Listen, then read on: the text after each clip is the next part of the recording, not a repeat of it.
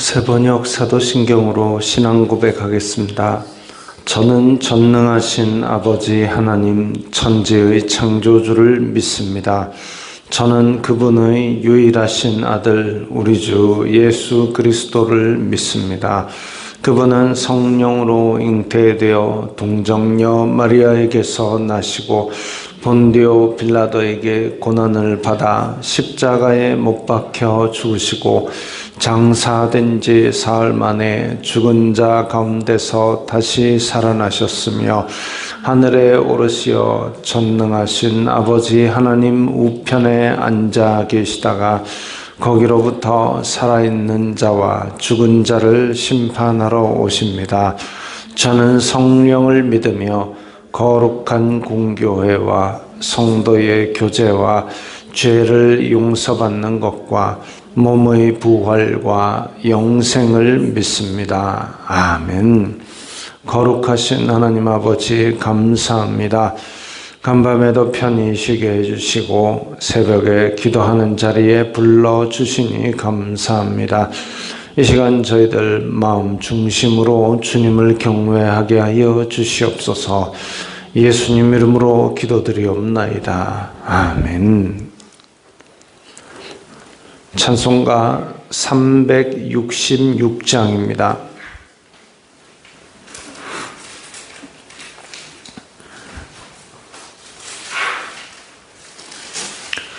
찬송가 366장입니다.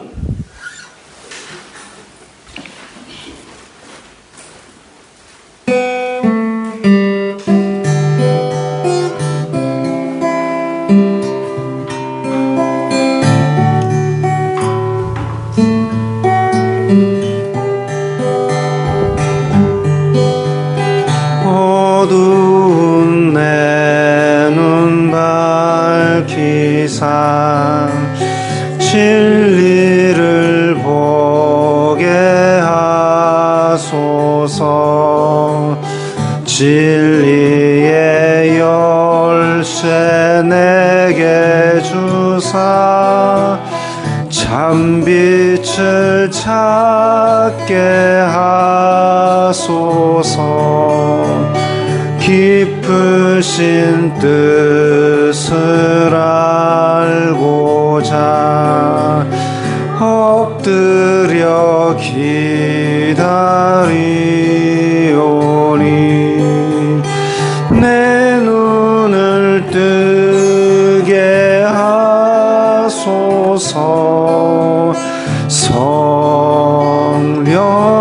성령이여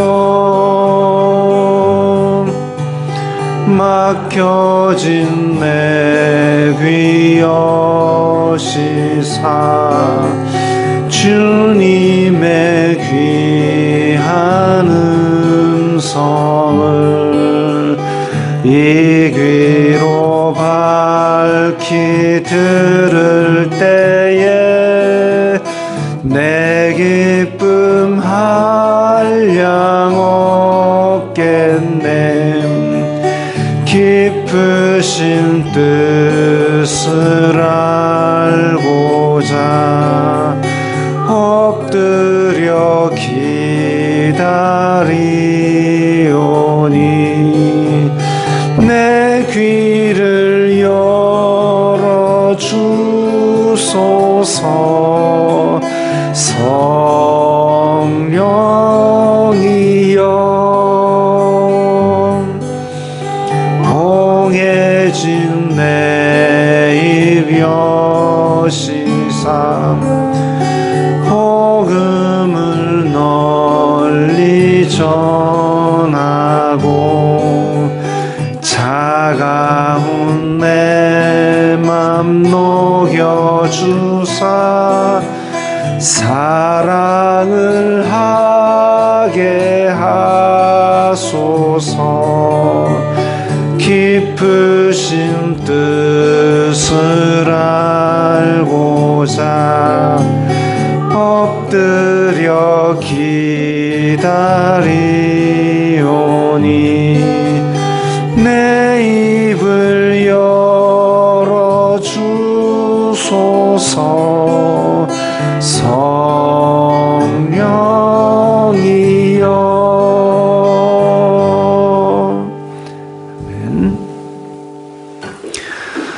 오늘 말씀은 고린도전서 14장 32절부터 40절까지의 말씀입니다.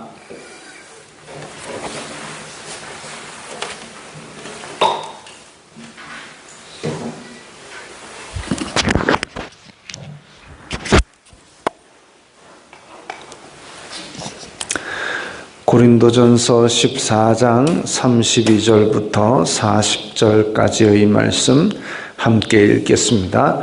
예언하는 자들의 영은 예언하는 자들에게 제재를 받나니 하나님은 무질서의 하나님이 아니시오 오직 화평의 하나님이시니라.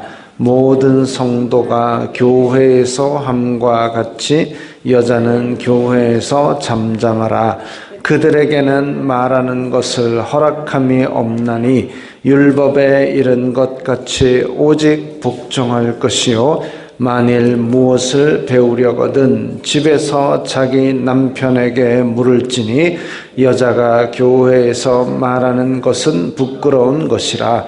하나님의 말씀이 너희로부터 난 것이냐 또는 너희에게만 임한 것이냐. 만일 누구든지 자기를 선지자나 혹은 신령한 자로 생각하거든 내가 너희에게 편지하는 이 글이 주님의 명령인 줄 알라. 만일 누구든지 알지 못하면 그는 알지 못한 자니라. 그런즉 내 형제들아 예언하기를 사모하며 방언 말하기를 금하지 말라. 모든 것을 품위 있게 하고 질서 있게 하라. 아멘. 자, 오늘 본문 보면 뭔가 불편한 부분이 있습니다. 여자는 교회에서 잠잠하라. 그래서 34절, 35절만 딱 떼서 보면 여자는 교회에서 잠잠하라. 뭐 얘기하려거든 집에서 남편한테 물어라. 여자가 교회에서 말하는 것은 부끄럽다. 이것만 딱 떼서 보면 이게 도대체 뭐냐 싶은 느낌이 듭니다. 또 한편으로 그 비슷한 구절이 뭐냐면 이제 다른 서신에서 종들은 자기 주인에게 대하기를 예수님을 대하듯이 그렇게 섬겨라. 이러니까 아니 이게 지금 사도 바울은 노예 제도를 옹호하는 것이냐 그런 생각을 합니다. 자, 종은 주인에게 대하는 것을 예수님께 대하듯 하라라는 말은 그렇게 했던 것은 그때 당시의 사회상에 종도 있고 유대인도 있고 헬라인도 있고 남자도 있고 여자도 있고 다 있었지만 결론적으로는 종이나 자유인이나 유대인이나 헬라인이나 남자나 여자나 그리스도 안에서 다 하나다라고 결론을 맺었습니다. 그래서 그때 당시에 있던 다양한 신분의 사람들도 예수 그리스도 안에서는 하나다라는 것을 결론적으로 이야기를 해서 결국은 시대가 변하고 사회가 변하면서 평등 사회를 먼저 이루었던 교회 안에서처럼 우리가 다 평등한 시대가 왔지요. 그런 것처럼 오늘 본문도 보면 여자는 교회에서 잠잠하라. 여자가 교회에서 말하는 것은 부끄러운 것이다 라고 이야기를 했지만 그러면 이 전체적인 맥락을 볼 때에 어떻게 봐야 되는가 그것을 생각을 해야 됩니다. 그래서 이 두 구절만 떼가지고 봐라 여자는 조용하라 안 했나 라고 이야기를 하면 그야말로 이제 오늘 본문처럼 알지 못한 자니라 입니다. 그래서 오늘 보면 자 예언하는 자들의 영은 예언하는 자들에게 제재를 받나니 예언이 들어왔다. 그래서 하나님의 영감이 있는 말씀이 들어왔는데 그 영감 있는 말씀이 들어왔을 때에 이것을 말하느냐 아니면 크게 선포하느냐 아니면 이것을 절제하느냐는 예언하는 자들에게 제재를 받는다 그랬습니다. 즉 예언하는 하나님의 영감이 온 사람들에 의해서 통제가 가능하다는 얘기죠. 그거 없이 야 내가 이 영감을 받았는데 하고 막 무절제하게 하는 것은 아니다. 예언하는 자들에게 통제를 받는 게 타당하다 이거죠. 33절에 하나님은 무질서의 하나님이 아니시오 오직 화평의 하나님이시라. 그래서 하나님의 영이 들어와서 말씀이 왔다면 그 영이 진짜 하나님의 영이라면 교회 안에서 질서 있게 그 영의 말씀을 하는 게 맞다. 그럼 그 질서를 깨뜨린다? 교회의 화합을 무너뜨린다? 그러면 그건 하나님의 영으로부터 온 말씀이 아니거나 아니면 절제를 너무 못하거나 둘 중에 하나다 이거죠. 무질서의 하나님이 아니시오 화평의 하나님이시니라. 하나님의 말씀이 선포된다면 김 집사에게 로또가 있을지어다 4, 7, 13 이런 거는 하나님께서는 안 하십니다. 그래서 질서와 화평이 교회 안에서 유지가 되고 개인의 탐욕이 아니면 개인이 높아지는 이거 아니다 이거죠.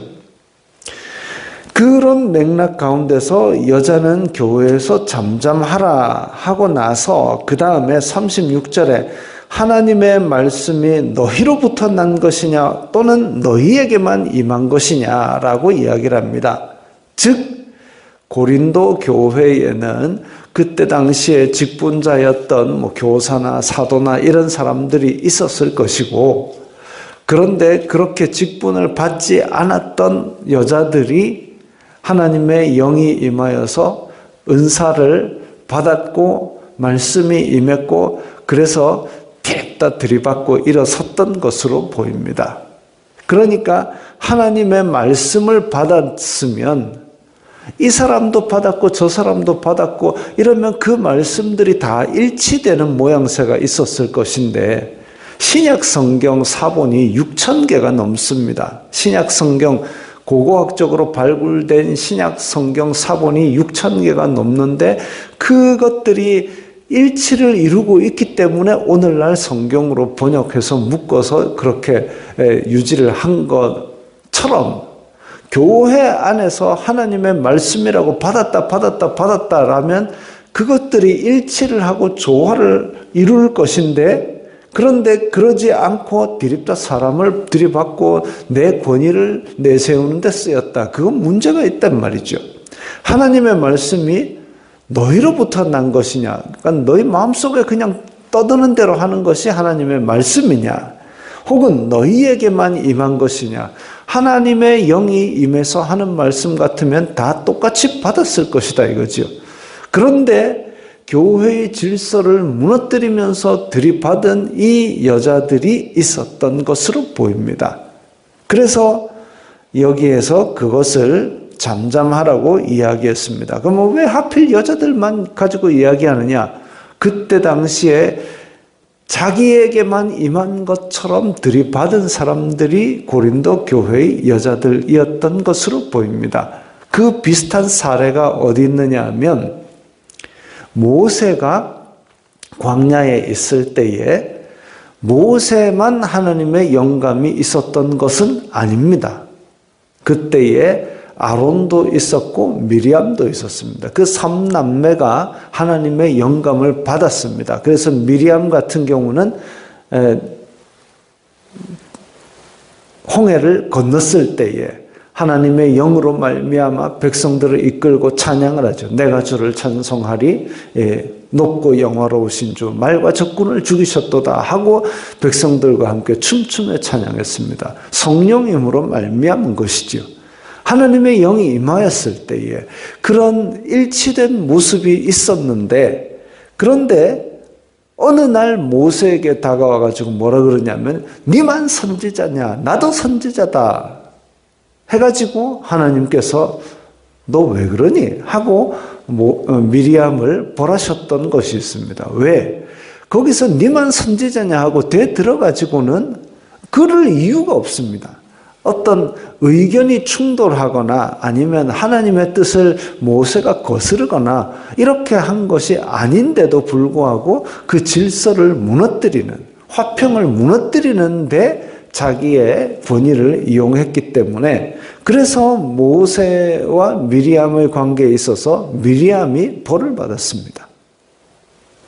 그러지 않았더라면 하나님께서 미리암으로 이끌어가지고 홍해를 건너라 하셨겠지요. 그게 아니면 질서의 이렇게 흐름을 하나님께서 주장하실 때에 그것에 대해서 인정하면서 하나님의 영으로 말미암아 질서와 화평을 유지해야 되는데, 자기에게 말씀이 임했다, 자기에게 은사가 임했다 이래가지고 질서와 화평을 무너뜨리는 그런 일들을 했을 때에 이것은 너희에게만 말씀이 임했느냐, 하나님의 영의 말씀이라면 고린도 교회에 똑같이 임했을 것이다. 그러면서 만일 누구든지 자기를 선지자나 혹은 신령한 자로 생각하거든 이 글이 주님의 명령인 줄 알라. 사도 바울도 하나님의 영감을 받아서 이 글을 썼기 때문에, 그러면 나도 고린도 교회의 교인으로서 하나님의 영감을 받았다면 이 글이 주님의 말씀이 맞구나. 한 영으로 주신 말씀이 여기서 이 말하고 저기서 저 말했겠습니까? 통일과 일치를 이루었겠죠. 그래서 내가 너희에게 편지하는 이 글이 주님의 명령인 줄 알라. 고린도 교회 안에서 있었던 이 혼란이 고린도 성도들만으로는 해결이 안 될 것 같으니까 하나님께서 고린도 교회의 권위를 가진 바울을 통해서 교회를 질서를 잡는 권면을 하신 겁니다. 만일 누구든지 알지 못하면, 즉 이 글이 주님의 명령인 줄 알지 못하면 그는 알지 못한 자니라. 그는 문외한이니라. 그는 진짜 하나님의 영을 받은 사람이 아니다 이거죠.